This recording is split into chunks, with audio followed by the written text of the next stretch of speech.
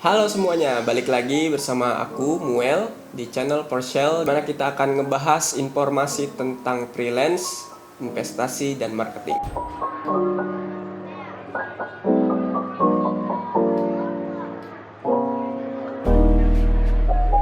Kalian pernah nggak ngerasain dimana ada momen ketika kalian merasa nggak produktif dan ngerasa kayaknya pengennya malas-malasan terus, kayaknya hari-hari itu berlalu dengan sangat cepat tanpa kalian bisa melakukan banyak hal yang bermanfaat. Padahal semua orang sama-sama dianugerahkan 24 jam untuk bisa dimanfaatkan sebaik mungkin. Tapi kadang kita memang kurang bisa memanage waktu tersebut, sehingga sepertinya hari-hari yang kita jalani ini tidak produktif dan banyak waktu yang dihabiskan sia-sia. Gimana caranya supaya kalian bisa nge-manage waktu kalian dengan baik? Nah, simak tips berikut.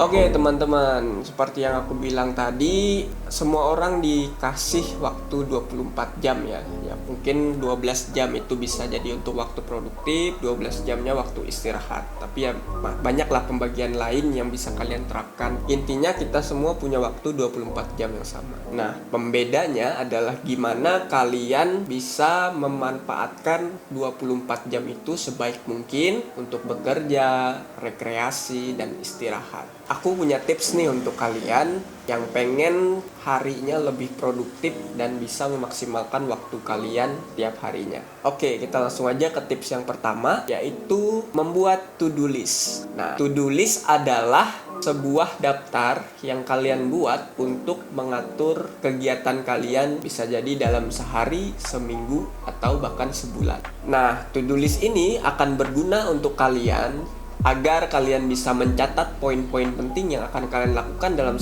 keseharian kalian, dan nantinya akan mengingatkan kalian, oh ini yang harus aku lakukan hari ini, seperti itu. Jadi intinya untuk sebagai reminder dan planning lah anggapannya untuk hari-hari kalian. Daftar yang bisa kalian masukkan ke dalam to-do list kalian, ini kita ambil contoh harian aja ya, to-do list harian. Yang bisa kalian masukkan ke dalam daftar harian kalian adalah kalian bisa spesifikasikan nih, mulai dari kegiatan personal, kemudian pekerjaan, dan misalnya belanjaan misalnya, atau rekreasi. Lalu kemudian tinggal kalian isi dengan sesuai apa yang akan kalian lakukan di hari itu. Apabila kalian misalnya nih kalian bingung, oh besok nggak tentu nih mau ngapain, jadi nggak bisa diisi dulu to-do listnya, kalian bisa menerapkan cara seperti ini, yaitu tiap kalian ingat ingin melakukan sesuatu, intinya kalian misalnya, oh aku ada kerjaan ini nih yang bisa aku lakukan besok, nah itu kalian langsung catat, masukkan ke to-do list kalian untuk besok. Misalnya untuk 1 bulan ke depan, ya untuk 1 bulan ke depan. Jadi kalian gak akan lupa dan gak akan terhambat lah anggapannya produktivitas karena masalah memori. Nah, sama seperti aku, memorinya rada lemah, jadi to-do list itu penting dicatat di handphone, di laptop, jadi semuanya bisa terlaksana dengan lancar dan aku tidak lupa jadinya. Seperti itu teman-teman. Intinya ya supaya kita tidak kebingungan apa nih aktivitasku dalam 1 hari, seperti itu sih. Jadi kita nggak buang-buang waktu. Kemudian setelah kalian membuat to-do list, hal yang berikut yang harus kalian lakukan adalah membuat skala prioritas dari masing-masing kegiatan kalian. Nah, apa saja yang masuk ke dalam skala prioritas? Misalnya nih kalian mau terapkan pekerjaan, ada pekerjaan yang harus dilakukan hari ini, ada pekerjaan yang harus dilakukan besok.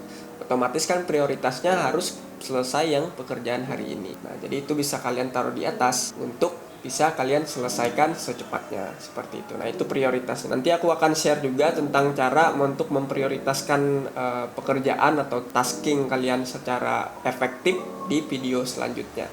Kalau kalian pengen video ini dibuat dengan cepat, bisa tulis komentar di bawah ya.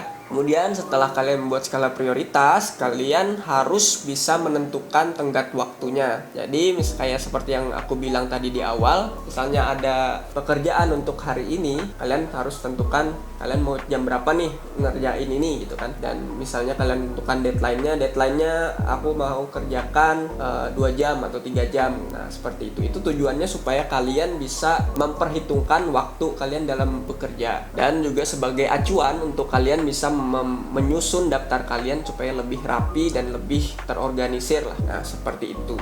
Dan begitu juga untuk kegiatan yang akan kalian lakukan besok atau lusa atau minggu depan, itu kalian bisa kasih detailnya di waktunya, tanggal berapa, jam berapa, seperti itu. Supaya kalian bisa melihat nih, oh aku kosong nih di jam segini, jadi aku bisa masukin kegiatan lain di jam segitu. Nah, seperti itu. Jadi hal-hal ini yang biasa dilakukan oleh orang-orang pembisnis, dia akan menyuruh asistennya untuk mengatur jadwalnya dalam keseharian. Nah, kita bisa mulai ya dari diri kita sendiri, mengatur jam kita sendiri, jadi kita lebih terorganisir kehidupannya, seperti itu. Dan kemudian setelah kalian sudah mengatur list kalian dan men-schedule semua hal, kalian bisa mulai mengerjakan pekerjaan itu dengan fokus. Nah, jadi kenapa fokus ini penting? Karena kalau kalian mengerjakan satu hal dengan pikiran kemana-mana, dengan tidak fokus, maka otomatis durasi kalian mengerjakan pekerjaan itu akan bertambah lama. Karena ada studi yang mengatakan bahwa multitasking itu sebenarnya tidak efektif. Nanti mungkin aku bisa bahas juga ke depannya untuk kenapa sih multitasking itu nggak efektif. Karena ini merupakan pengalaman dari aku juga. Dan memang ada studinya kalau nggak salah yang mengatakan bahwa multitasking itu nggak seefektif apabila kita fokus ke satu hal yang mau kita kerjakan sampai selesai, baru kita mengerjakan hal lainnya. Kemudian kita juga bisa mendelegasikan pekerjaan kita ke orang lain yang kita percaya. Nah, misalnya aku punya pekerjaan nih dari freelanceku yang bisa aku delegasikan ke teman-teman desainer. Aku hanya perlu memberikan brief atau kepada orang yang aku delegasikan supaya dia bisa menjalankan pekerjaan itu dengan mudah dan sebaik mungkin. Dan sebagai gantinya aku bisa mendapatkan free time gitu. Aku bisa mengerjakan hal lainnya. Seperti itu. Nah, jadi supaya bisa memanage waktu kalian dengan baik itu adalah dengan cara mendelegasikan pekerjaan kalian ke orang lain yang kalian percaya ya. Kalau misalnya kalian sembarangan mendelegasikan juga itu nggak boleh, karena nanti kalian sendiri yang repot. Nah, apa saja sih pekerjaan yang bisa didelegasikan? Nah, pekerjaan yang bisa didelegasikan itu adalah pekerjaan-pekerjaan kecil atau yang masuk ke dalam kategori tidak prioritas yang bisa kalian instruksikan ke orang lain. Jadi anggapannya kalian tidak perlu harus kalian yang mengerjakan, seperti itu. Misalnya ngupload portofolio, misalnya kan orang lain semua bisa lakukan, atau misalnya menghapus background foto, misalnya kan semua orang bisa melakukan.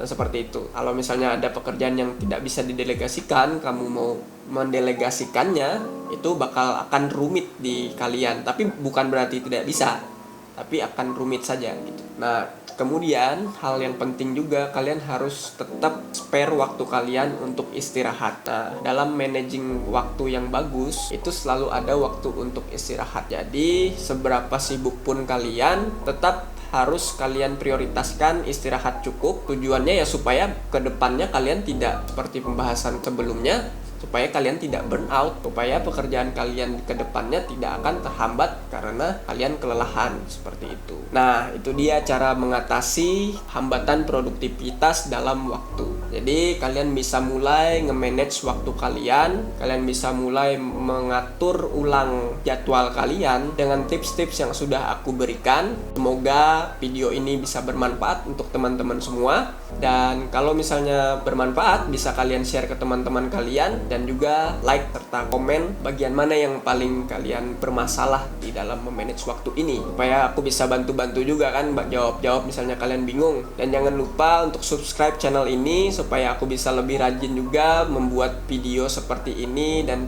terus memberikan tips dan trik pada teman-teman semua, karena subscribe itu gratis. Oke, teman-teman, sampai jumpa di video berikutnya.